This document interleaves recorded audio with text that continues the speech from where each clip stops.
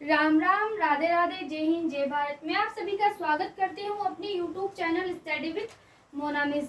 ना रुकेंगे हम, ना थकेंगे हम, यूं ही अपने कर्म पथ पर लगातार बढ़ते चलेंगे हम लोग पढ़ रहे थे भारत का संविधान। हम लोगों ने लास्ट क्लास में देखा था 1909 का मार्ले मिंटो एक्ट और 1919 का भारत शासन अधिनियम, चेम्सफोर्ड, जिसको मोंटेगू चेम्सफोर्ड अधिनियम भी कहते थे। 1909 के भारत शासन अधिनियम में क्या पढ़ा था अपन ने? किसको मार्ले मिंटो एक्ट भी बोलते थे। मार्ले उस टाइम का सचिव था, मिंटो उस टाइम का गवर्नर जनरल था। मिंटो ने सांप्रदायिक निर्वाचन प्रणाली की शुरुआत करती थी, इसलिए उसे सांप्रदायिक निर्वाचन प्रणाली का जनक कहा जाता था। किसको बोलते थे? मिंटो को क्या बोलते थे? सांप्रदायिक निर्वाचन प्रणाली का जनक। और इसी में हम लोगों ने पढ़ा था, एक तरीके से इसने भारत में विभाजन की नींव रख दी थी। फिर पढ़ा था हम लोगों ने 1919 का भारत शासन अधिनियम, जिसे मोंटेग्यू चेम्सफोर्ड एक्ट भी बोलते थे। Chelmsford act. मोंटेग्यू उस टाइम के सचिव थे और चेम्सफोर्ड उस टाइम के गवर्नर जनरल हुआ करते थे। 1919 के भारत शासन अधिनियम की सबसे अच्छी विशेषता क्या थी कि उसकी खुद की एक प्रस्तावना हुआ करती थी। इसके द्वारा द्वैध शासन की स्थापना करी गई, द्विसदनीय व्यवस्थापिका की स्थापना करी गई, जिसमें व्यवस्थापिका हुआ करती थी और एक राज्यसभा हुआ करती थी। जो विधानसभा थी, व्यवस्थापिका में विधानसभा और राज्यसभा हुआ करती थी। राज्यसभा को भी राज्यसभा ही बोलते हैं और विधानसभा को क्या बोलते हैं? लोकसभा कहते हैं। इसी के अंदर हमने पढ़ा था कि केंद्र और राज्यों के बीच विषयों का बंटवारा किया गया। केंद्र का जो हेड हुआ करता था वो गवर्नर जनरल हुआ करता था। और 1919 के एक्ट से ही महिलाओं को क्या? मतदान का अधिकार दिया गया। और इसी के द्वारा लोक सेवा पहली बार क्या किया गया?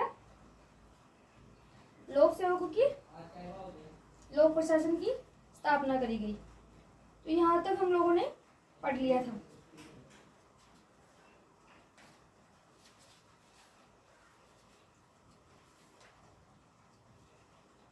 अब आगे हम इसी में पढ़ेंगे 1928 की नेहरू रिपोर्ट। 1928 की जो नेहरू रिपोर्ट है उसको पढ़ने से पहले हम लोग पढ़ेंगे कि संविधान की मांग किस किस ने करी थी। संविधान की मांग किस किस के द्वारा की गई थी। तो हम इसमें लिखेंगे संविधान की, भारत में संविधान की मांग। भारत में संविधान की मांग। सबसे पहले जो संविधान की मांग करी थी, अनौपचारिक मांग करी गई थी। सबसे पहले करी गई थी 1895 में बाल गंगाधर तिलक। किसने करी थी? बाल गंगाधर तिलक।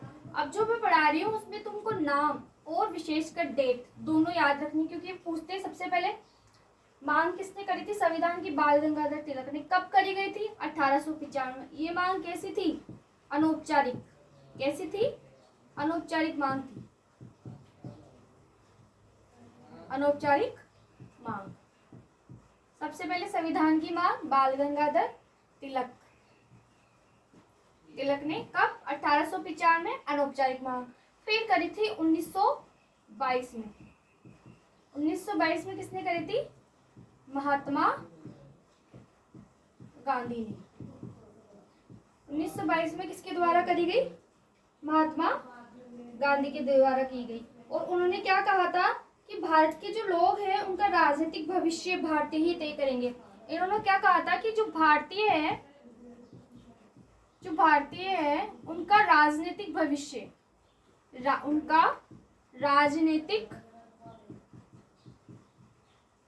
भविष्य स्वयं भारतीय तय करेंगे। स्वयं भारतीय तय करेंगे।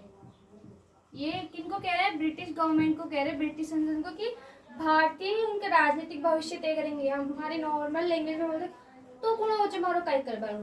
तो उसी तरीके से महात्मा गांधी ब्रिटिश लोगों के कि आप लोग कौन है तो हमारा भविष्य तय करने वाले, हमारा भविष्य हम खुद तय करेंगे। फिर इसके बाद में करे थे 1924। अब पूछे एक राजनीतिक पार्टी के एक पार्टी के रूप में मांग कब करी गई थी संविधान की? एक पार्टी के रूप में संविधान की मांग कब करी थी? 1924 में। एक पार्टी के रूप में संविधान की मांग 1924 में। इसमें डेट इंपॉर्टेंट है, ये तुमको ये लिखा हुआ मिलेगा कि एक पार्टी के रूप में संविधान सभा की जो मांग है वो किसने करी थी? एक पार्टी ने करी थी। कब करी थी? 1924 में करी थी। जिसके अध्यक्ष थे, इस जो पार्टी के अध्यक्ष पूछ ले तो वो कौन थे? मोतीलाल नेहरू और इन्हीं के साथ में थे चित्तरंजन दास। आप लिख लेना इसके अंदर कौन थे? चित्तरंजन दास। तो यहाँ तक समझ में आया? आगे लिख रही हूँ, आगे बता रही हूँ मैं। 1895 में बाल गंगाधर तिलक अनौपचारिक मांग थी। 1922 में महात्मा गांधी के द्वारा की गई। वो कैसे, उन्होंने क्या किया कि भारतीयों का राजनीतिक भविष्य स्वयं भारतीय तय करेंगे। और 1924 में एक पार्टी के रूप में मांग करी गई थी जिसके अध्यक्ष कौन थे? मोतीलाल नेहरू और साथ में कौन थे? चित्तरंजन दास। इसके बाद में आई फिर 1927 में। 1927 में कांग्रेस का बॉम्बे अधिवेशन हुआ।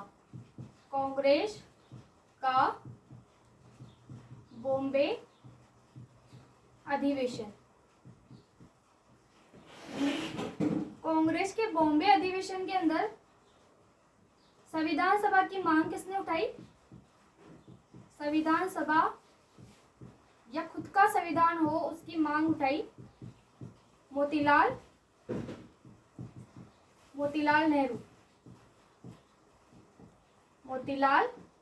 नेहरू। लेकिन उनको क्या हुआ, वहां पे एक ब्रिटिश अधिकारी थे। ब्रिटिश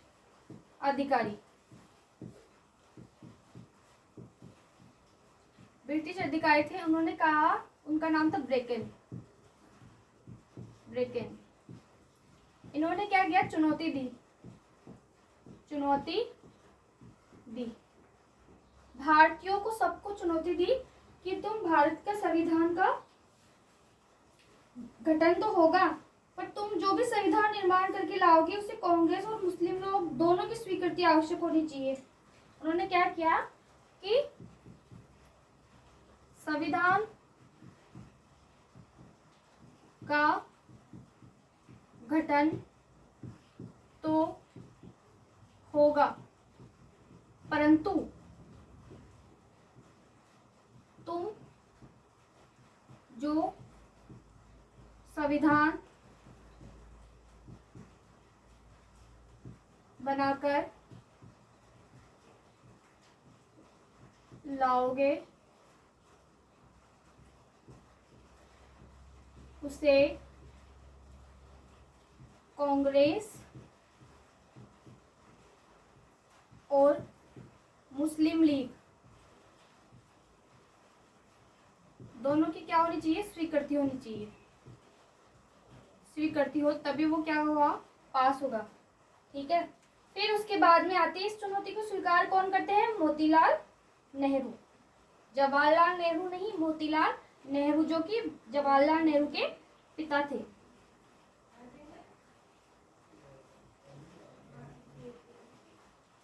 उन्नीस सौ 28 में आती है नेहरू रिपोर्ट। अब हम आ गए नेहरू रिपोर्ट के ऊपर। रख हौसला वो मंजर भी आएगा, प्यासे के पास चल के समंदर भी आएगा, थक कर ना बैठ ए मंजिल के मुसाफिर, मंजिल में मिलेगी मिलने का मजा भी आएगा। बस आप तो मेरे साथ पढ़ते रहिए पॉलिटी, हम पूरी पॉलिटी पढ़ाऊंगी आपको मैं, ए से लेके जेड तक।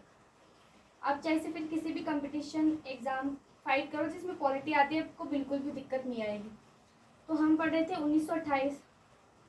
1928 की नेहरू रिपोर्ट। 1928 की नेहरू रिपोर्ट कौन लेकर आया था? मोतीलाल नेहरू। ये उस टाइम के क्या थे? ये उस टाइम के क्या थे? प्रसिद्ध वकील थे, प्रसिद्ध वकील। उन्होंने इस रिपोर्ट में क्या लिखा था? इस किसकी मांग करी थी? अधिराज्य,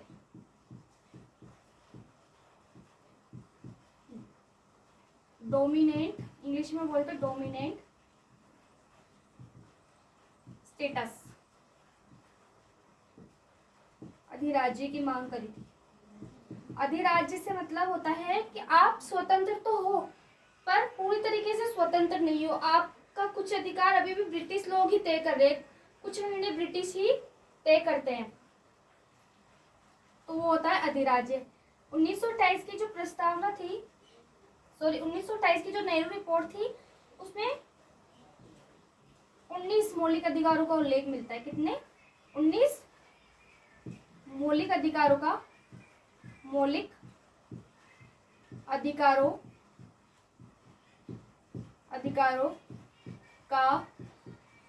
उल्लेख मिलता है। इसमें पूरे जो मेंबर थे, अगर पूछ ले कितने मेंबर थे? 9 मेंबर थे। कितने मेंबर थे? 9 मेंबर थे। और इसके अंदर क्या मांग करी गई थी कि इसने क्या किया था? इसने कहा, इसमें लिखा हुआ था द्विसदनीय विधानमंडल का प्रावधान था। इसमें द्विसदनीय विधान मंडल, पूरा लिख देते हैं, विधान मंडल का प्रावधान, द्विसदनीय विधानमंडल का प्रावधान था। पंथ निरपेक्षता का उल्लेख था, पंथ निरपेक्षता का उल्लेख था। इसी में आगे लिख रही हूँ,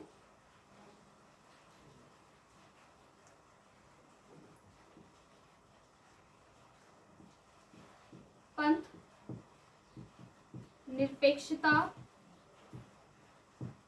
निरपेक्षता का उल्लेख, पंथ निरपेक्षता का उल्लेख मिलता है इसके अंदर। और जो ये रिपोर्ट थी उसने क्या करा था? मुस्लिम लीग, ये जो नेहरू रिपोर्ट थी, इस नेहरू रिपोर्ट को क्या किया? नेहरू रिपोर्ट को मुस्लिम लीग ने अस्वीकार कर दिया, मुस्लिम लीग ने अस्वीकार कर दिया, मुस्लिम लीग ने अस्वीकार कर दिया। ये नेहरू रिपोर्ट थी, क्या थी? भारतीयों द्वारा संविधान की मांग का पहला प्रयास था। अगर क्वेश्चन आ जाए कि संविधान निर्माण का, भारतीयों द्वारा संविधान निर्माण का प्रथम प्रयास था, तो कौन था? 1928 की नेहरू रिपोर्ट। यह भारतीय द्वारा संविधान निर्माण का प्रथम प्रयास था। 1928 की नेहरू रिपोर्ट मोतीलाल नेहरू के द्वारा प्रस्तुत की गई थी। ये उस टाइम के क्या थे? प्रसिद्ध वकील थे। इसके अंदर 9 मेंबर थे, 19 मौलिक अधिकारों का उल्लेख मिलता है इसके अंदर। इसके अंदर द्विसदनीय विधानमंडल का प्रावधान किया गया था, पंथ निरपेक्षता का उल्लेख किया गया था। यहाँ तक, फिर आगे, यहाँ तक आई होप आपको समझ में आ गई होगी नेहरू रिपोर्ट। इसके बाद में जो संविधान के निर्माण की मांग करी थी, वो करी थी 1934 में एम एन रॉय। इतनी देर से हम देख थे अनौपचारिक मांग कब करी थी? 1895 में बाल गंगाधर तिलक के द्वारा। अब करेंगे औपचारिक मांग।